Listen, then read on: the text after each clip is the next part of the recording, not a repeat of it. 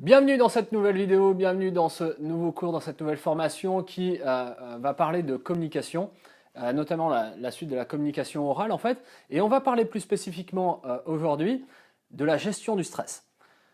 C'est un vaste sujet là, parce que effectivement le stress vient au quotidien, au fond, dans notre vie, mettre un peu comme du piment, si vous voulez, au milieu de nos ingrédients de vie. Et vous allez voir que parfois c'est intéressant d'avoir un peu de piment, et puis parfois c'est un peu moins intéressant s'il y a trop de piment. Donc du coup, on va voir comment ça se passe. Les objectifs de cette séance, eh ben, effectivement, c'est savoir repérer et connaître en fait les mécanismes du stress, mais aussi connaître les conséquences au fond du stress et notamment le stress au travail. Et puis peut-être connaître quelques outils et techniques de gestion du stress justement afin de se préparer aux différentes situations personnelles et professionnelles. Le plan, c'est donc plutôt de comprendre, reconnaître le stress au travail et puis cette fameuse gestion du stress. Alors, on va voir que dans le stress, en fait, il y a plusieurs stress. Il y a un stress qui va être nécessaire, un stress qui va être moteur, un stress qui va être destructeur malheureusement, et puis un stress, on va aller comparer le stress aigu versus, si vous voulez, contre le stress chronique. À votre avis, pour vous, c'est quoi le stress? Si vous aviez une définition à y mettre, si vous aviez des mots tout simplement à y mettre, quel serait-il? Ça serait quoi pour vous le stress? Je peux vous laisser là peut-être quelques instants, quelques minutes où vous pouvez mettre sur pause dans votre vidéo et écrire pour vous ce qu'est une définition du stress. Qu'est-ce que ça représente? Je vous laisse quelques instants, mettez pause et on continue pour moi, je vous dis effectivement ma position, enfin du coup ce que l'on enseigne et ce que l'on sait au fond du stress. Le stress, c'est un état en fait provoqué par une sorte de pression du temps, si vous voulez, et par des demandes qui excèdent nos ressources. Résumons. J'ai des demandes qui excèdent mes ressources, ou du moins qui me semblent excéder mes ressources, et à cause de ça, plus la pression du temps, je vais stresser. La réponse du corps à une situation stressante est composée de sentiments, d'émotions. Par exemple, ça peut être des tensions, des inquiétudes, mais aussi de l'anxiété, de la tristesse. Et au fond, en fait, ça va nous apporter du stress, ça va nous apporter des choses un peu difficiles qui vont effectivement nous mettre en difficulté.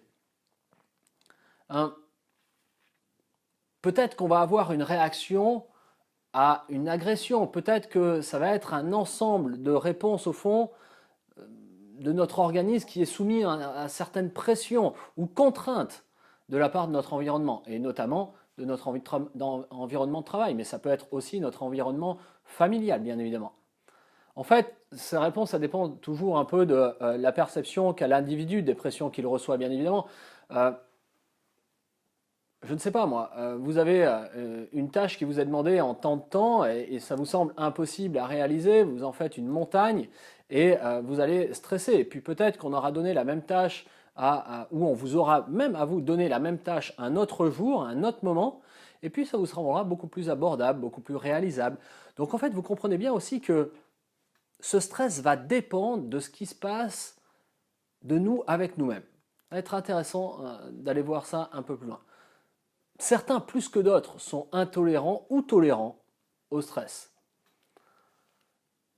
Une définition médicale au fond du stress, ça serait qu'il s'agit d'une séquence au fond complexe d'événements provoquant des réponses à la fois physiologiques et psychosomatiques. Bref, passons. Le stress est quand même un peu différent de l'anxiété, qui est plutôt une émotion comme la tristesse, j'ai envie de dire, et qui peut provoquer des larmes ou la peur. Le stress est plutôt un mécanisme de réponse pouvant amener différentes émotions, dont éventuellement l'anxiété. D'après vous, le stress est-il mauvais? Mauvais?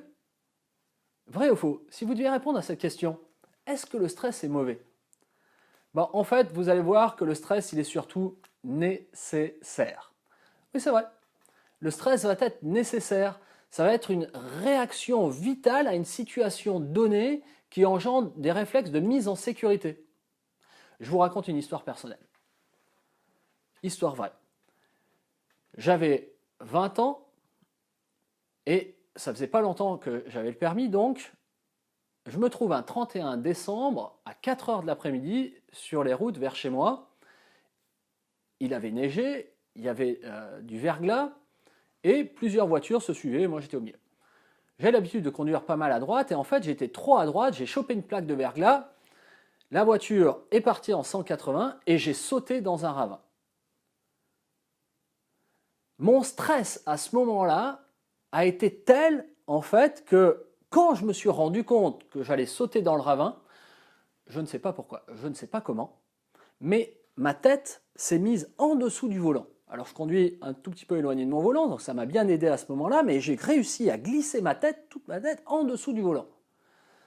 Et la voiture s'est retrouvée complètement écrasée jusqu'au niveau du volant. Donc vous imaginez, si je n'avais pas du coup eu cette tension vraiment très forte d'instinct de survie, je ne serais pas là en face de vous en train de faire cette vidéo. Et c'est ce stress qui m'a au fond sauvé la vie. Donc vous voyez bien que dans certains cas, le stress est nécessaire. C'est des réactions au fond indépendantes de notre volonté qui permettent de faire peut-être un éclair, un pas de côté si une voiture nous frôle ou je ne sais pas, de bondir si peut-être un chien nous attaque, je ne sais pas. Mais donc du coup, on comprend bien qu'on a un stress qui est complètement nécessaire. Et puis, il n'y a pas que des événements négatifs, il peut y avoir aussi des événements positifs, comme, je sais pas, un mariage, un changement de travail, une promotion, une émotion amoureuse peut-être, qui va nous engendrer un stress. Mais qui peut être un stress tout à fait bon, tout à fait intéressant, un stress tout à fait même plaisant, j'ai envie de dire. Donc on voit bien que le stress n'est pas forcément quelque chose de toujours négatif. Il va être même parfois moteur. Le stress n'est pas effectivement toujours nuisible dans l'absolu. Au contraire, avec un certain niveau, il peut permettre de stimuler, d'améliorer les performances cognitives et comportementales. Repensez au jour où vous avez le permis. Si vous avez le permis, si vous avez déjà passé le permis, repensez au jour où vous avez passé le permis. Je suis sûr que la plupart d'entre vous, ce jour-là, vous avez stressé. Mais c'est aussi parce que vous avez stressé que vous avez réussi à stimuler et à améliorer vos capacités, à être un peu plus focus, à être un peu plus performant, et donc du coup à avoir votre permis de conduire. Des personnes d'ailleurs aiment cette excitation en fait de stress et la recherche. Quand on est dans la compétition sportive par exemple ou des challenges professionnels, le stress peut être effectivement vécu comme un défi à surmonter. Donc du coup, à ce moment-là, il va être puissant et stimulant. Et il va effectivement stimuler notre système nerveux. Mais attention, parce qu'on a aussi du mauvais stress. Et on va voir des stress de forme aiguë en parallèle d'un stress, on va dire, chronique. Alors le stress aigu, c'est quoi? C'est en fait, suite à un événement traumatisant, un divorce, un accident, quelque chose comme ça, on a une pointe, si vous voulez, amenée par un élément extérieur, qui est un stress aigu. Le stress chronique, lui, est plutôt un petit stress de tous les jours, d'une exposition, on va dire, prolongée, et répété. Alors quand je dis petit, d'ailleurs, c'est pas forcément que petit, quoi. Mais ça va être plutôt prolongé dans une situation qui va se retrouver régulièrement et qui vont effectivement sécréter des hormones de stress. Donc ça peut être un stress chronique. Et puis ça va nous amener à de la fatigue, à de l'épuisement, d'ailleurs à l'épuisement physique, mais aussi l'épuisement moral. Le stress peut être aussi destructeur. C'est souvent le cas dans un syndrome post-traumatique au fond. Le trouble de stress post-traumatique, ce qu'on appelle le TSPT, est un trouble réactionnel au fond qui peut apparaître suite à un événement traumatique.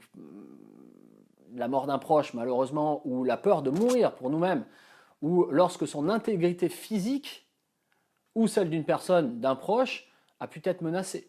Et donc, du coup, on a un comportement qui va être de forme destructrice. Ce niveau-là, en fait, et selon l'origine, notamment, a pour conséquence très souvent le burn-out. Le syndrome du burn-out qui se caractérise par un état d'épuisement général, de fatigue, mais à la fois physique émotionnel et mental. Et donc, les batteries sont à vide. Et le sujet n'est plus capable effectivement de récupérer ou de relativiser ou de reprendre le dessus parce qu'on a eu du stress chronique, du stress chronique, du stress chronique, du stress chronique. Et à un moment donné, on lâche, on tombe en burn-out. Donc du coup, il faut faire attention, comprendre ce que sont les différents niveaux de stress, comprendre qu'il y a des niveaux qui sont intéressants et d'autres qui le sont beaucoup moins. Donc du coup, le stress fait partie de notre vie au quotidien, c'est OK, et aide notre système à demeurer efficace. C'est bon de le prendre en considération. Ensuite, effectivement, il y a des problèmes qui peuvent survenir par rapport à ça, et à nous d'aller trouver les ressources au fond nécessaires qu'on va au mieux gérer ce mauvais stress et utiliser le bon stress.